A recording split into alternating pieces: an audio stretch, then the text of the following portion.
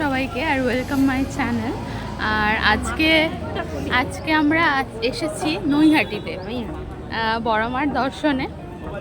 আমি তো যতবারই এসেছি সন্ধেবেলা এসেছি, এই ফার্স্ট টাইম এত লাইন পড়েছে, মানে গঙ্গার কাছ থেকেও আবার লাইন ব্যাকে ঘুরে গেছে, বিশাল লাইন পড়েছে।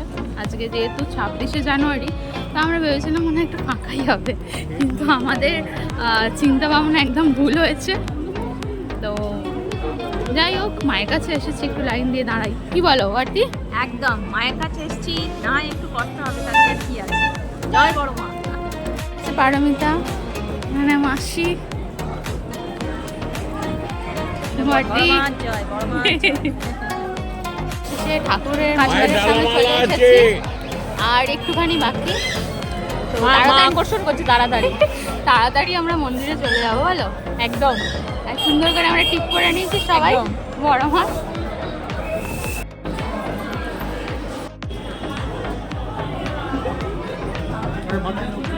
হ্যাঁ হ্যাঁ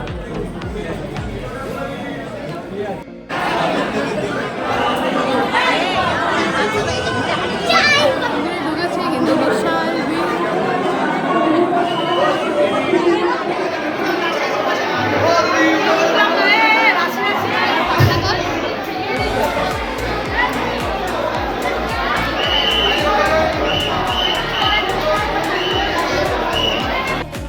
এবারে আমরা হচ্ছে খেতে এসেছি।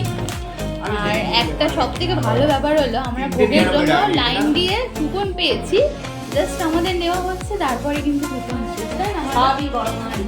একদম, আমরা তো ভাবছিলাম আমরা কুপন পাবো না, কিন্তু পেয়ে গেছি আমরা। হ্যাঁ,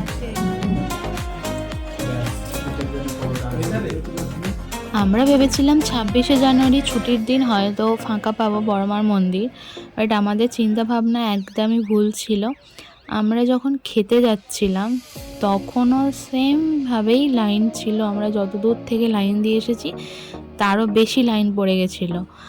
তো আমরা মোটামুটি আমাদের তাড়াতাড়ি পুজো দেওয়া হয়ে গেছে, কিন্তু অনেকে বলছে যে 4 ঘন্টা 5 ঘন্টা দাঁড়িয়ে আছে তারপরে। তো যাই হোক, এটা হলো খেতে যাওয়ার লাইন। যেই পথ দিয়ে আমরা পুজো দেওয়ার জন্য লাইন দিয়েছিলাম সেই পথ দিয়েই।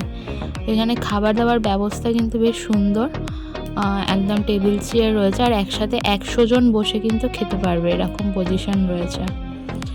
আর ভোগের মধ্যে ছিল খিচুড়ি, লাবড়া, চাটনি, পাঁপড় আর পায়েস। বেশ সুন্দর ব্যবস্থা, আর খাবারটাও খুব ভালো ছিল। আজকের এই ছোট ঘোরাটা বেশ ভালোই হলো আমাদের। আর আপনাদের যদি ব্লগটা ভালো লেগে থাকে তাহলে একটা লাইক করবেন, আর ফলো করতে কিন্তু ভুলবেন না। তো আজকের মতো এতটাই, দেখা হবে অন্য ব্লগে। টাটা। সব শেষে সবাই মিলে বলুন জয় বড় মার জয়।